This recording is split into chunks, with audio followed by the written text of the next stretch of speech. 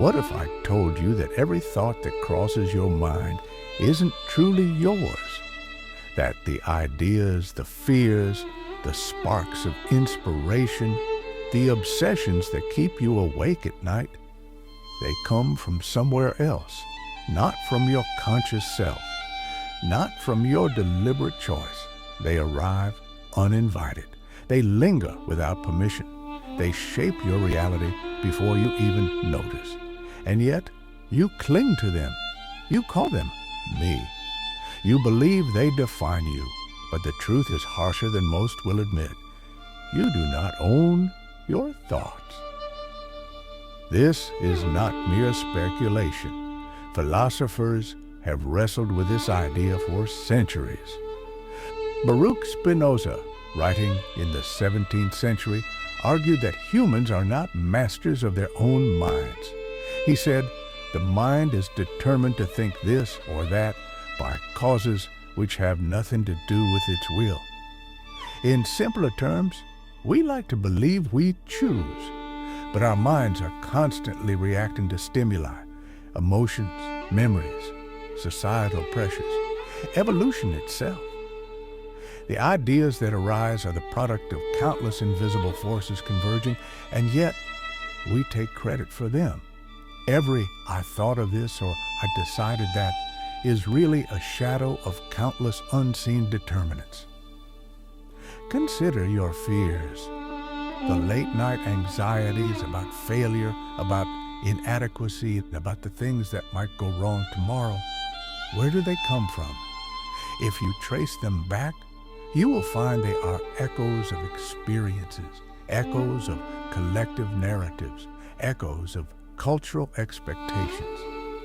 Nietzsche famously pointed out that much of what we consider moral or natural is inherited, internalized from society rather than chosen. The voices inside your head warning you to conform, to perform, to succeed, to avoid shame.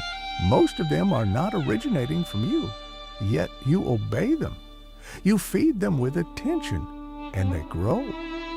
But it's not just fear.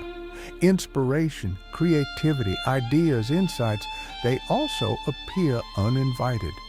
When a solution suddenly pops into your mind or an idea feels yours, it is often the result of a process entirely beyond conscious direction.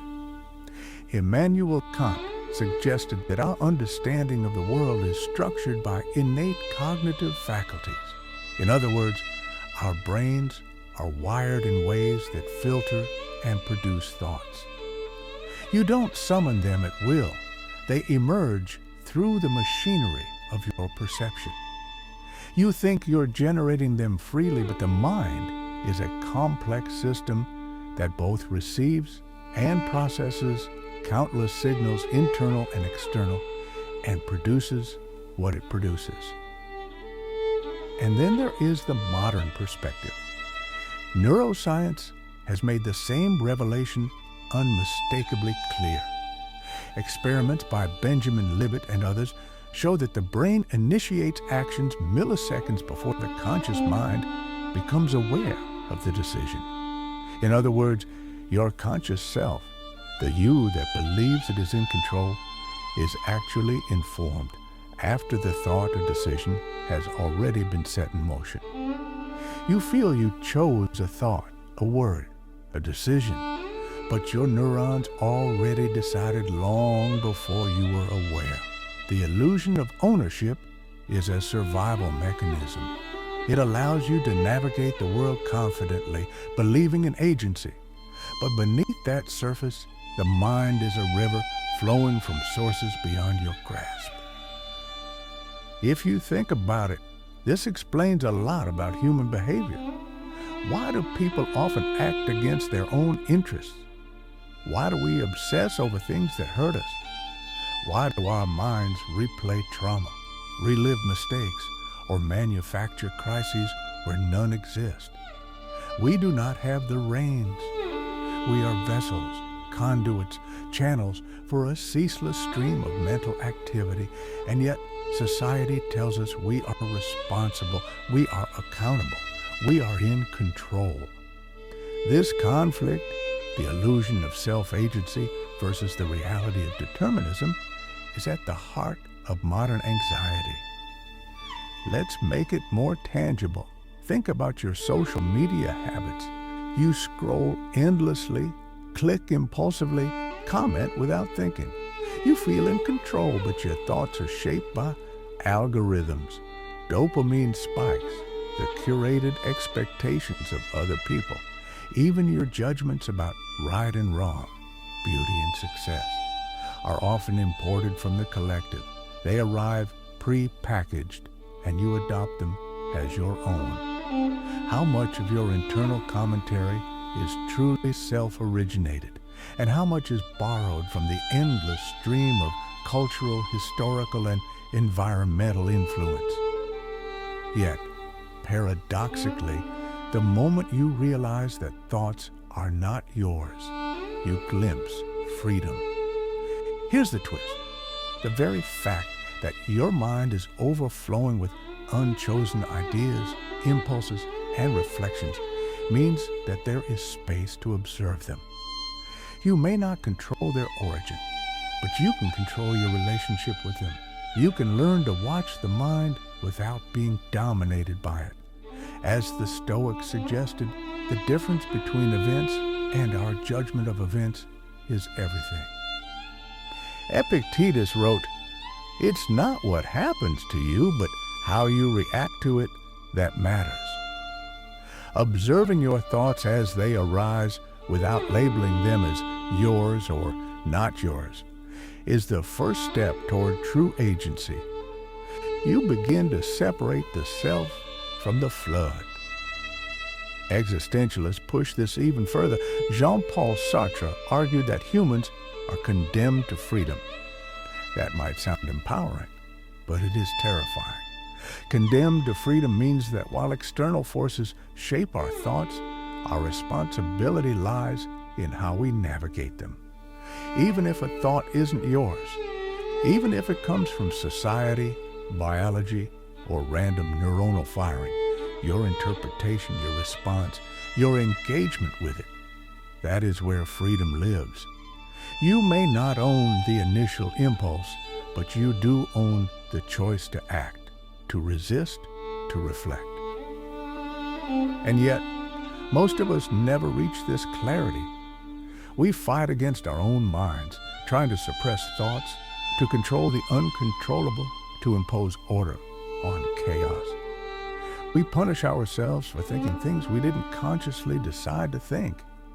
Anger, jealousy, despair, they come uninvited, and we blame ourselves for having them. But what if the blame is misplaced?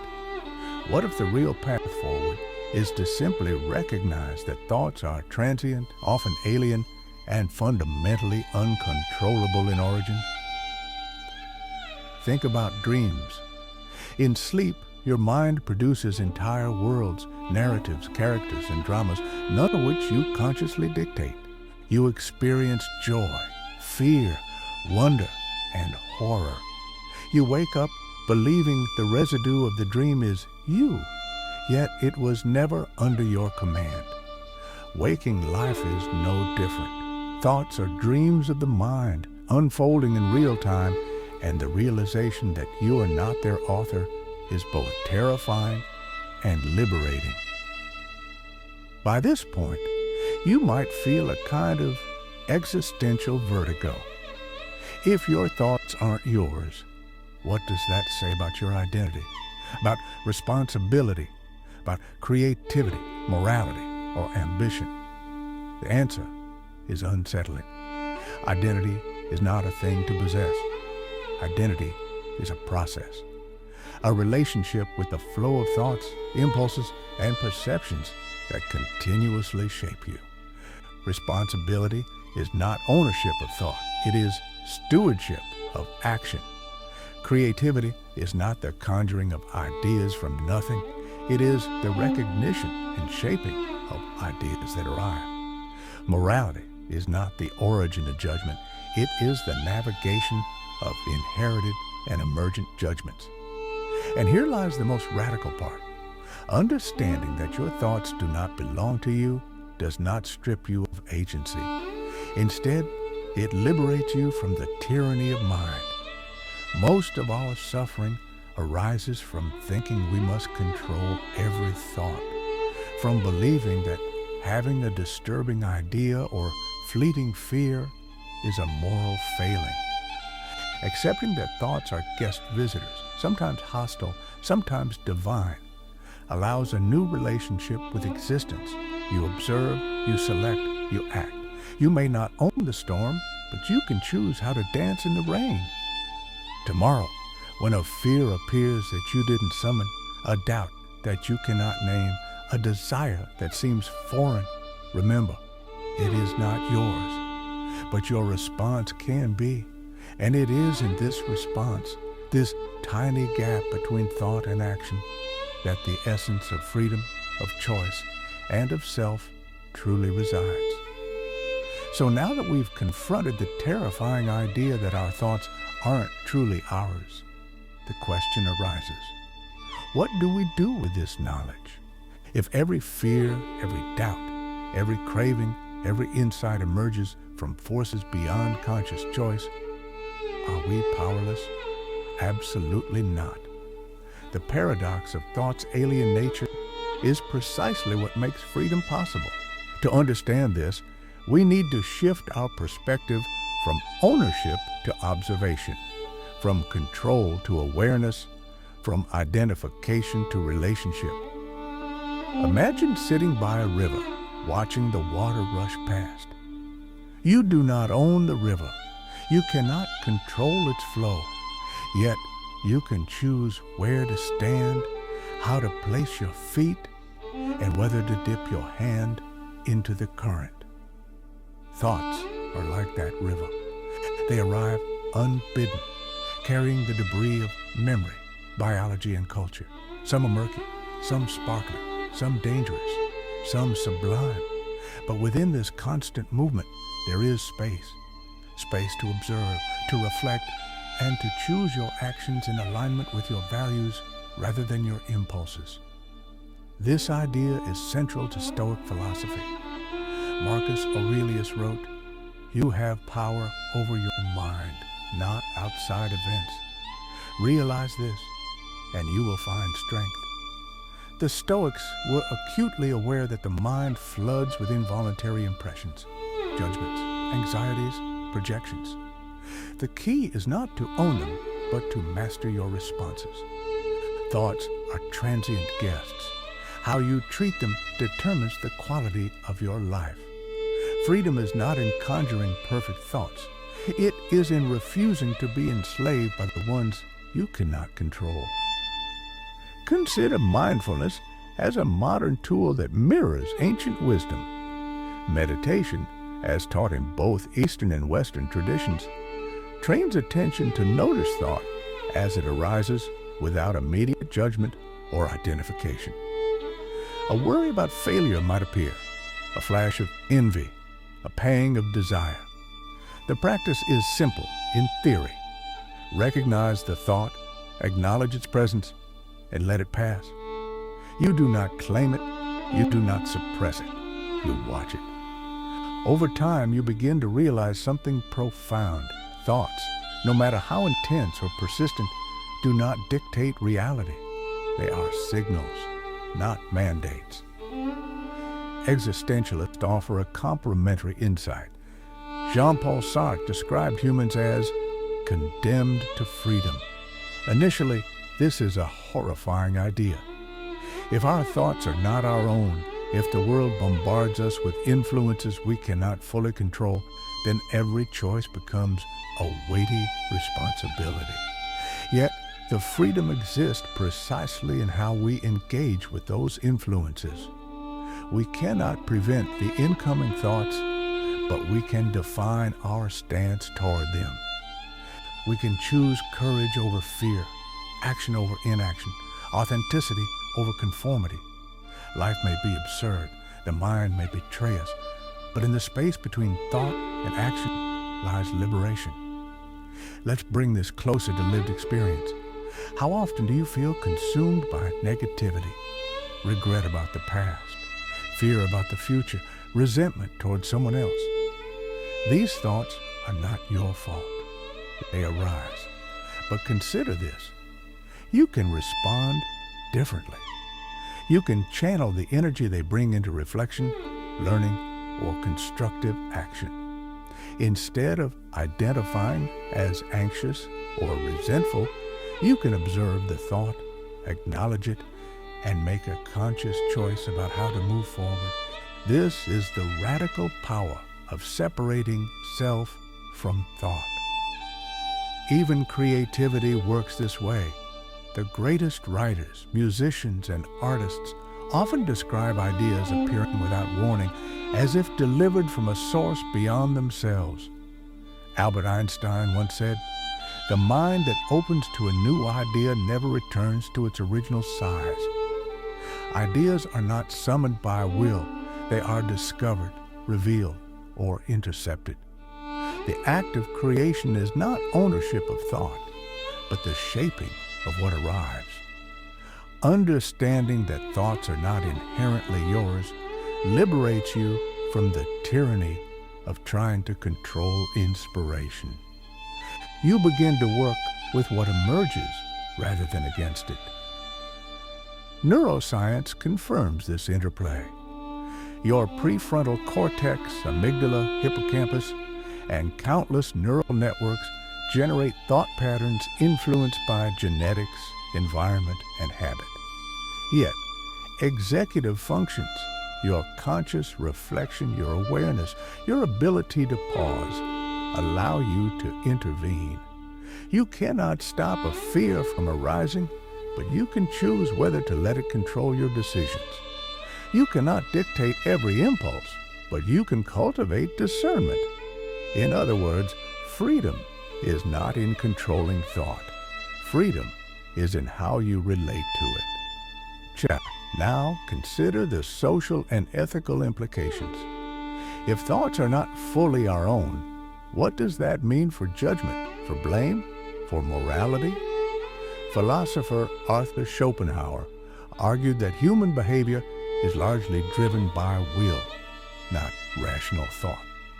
Recognizing the involuntary nature of mental activity fosters compassion for yourself and for others. We are all conduits, imperfectly navigating currents of inherited and emergent ideas. Understanding this diminishes harsh self-criticism and intolerance toward others while increasing responsibility for conscious choice in action. This also reframes the pursuit of self-improvement. Traditional approaches emphasize controlling thought, eliminating negativity, thinking positive, or disciplining the mind.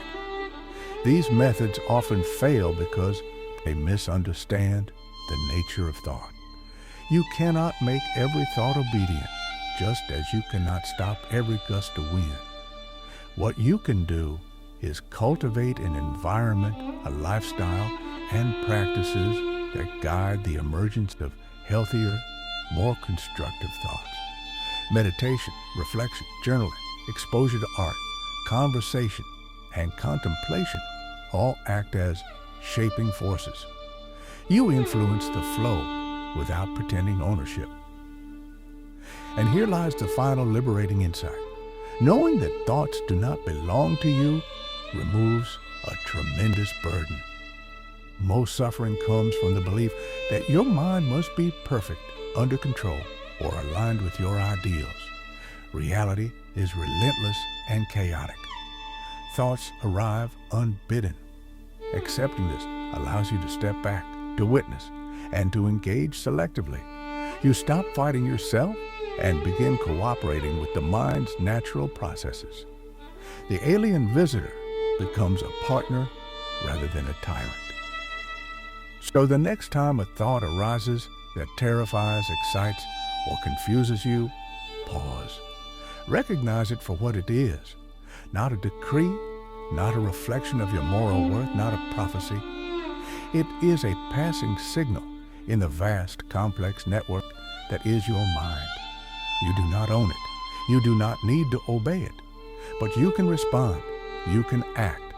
And in that choice, in that tiny interval between the arrival of thought and your response, lies the essence of self, freedom, and humanity.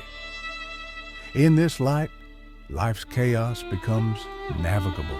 The storm of thought is no longer a prison. It is a river, a companion, a teacher. And you are not the river. You are the observer, the navigator, the one who chooses the direction of your vessel. The alien origin of thoughts is no longer a threat. It is an invitation to awareness, to discernment, to creativity, and ultimately to freedom. Understanding that your thoughts do not belong to you transforms your relationship with life itself. Fear loses its grip. Obsession loosens. Inspiration flows. You discover that control was never the point. Awareness is. Identity is not the sum of every fleeting impulse. It is the clarity of the witness that navigates the currents. The mind is vast, unpredictable, and alien. But you're not lost. You are awake, observing, and free to act.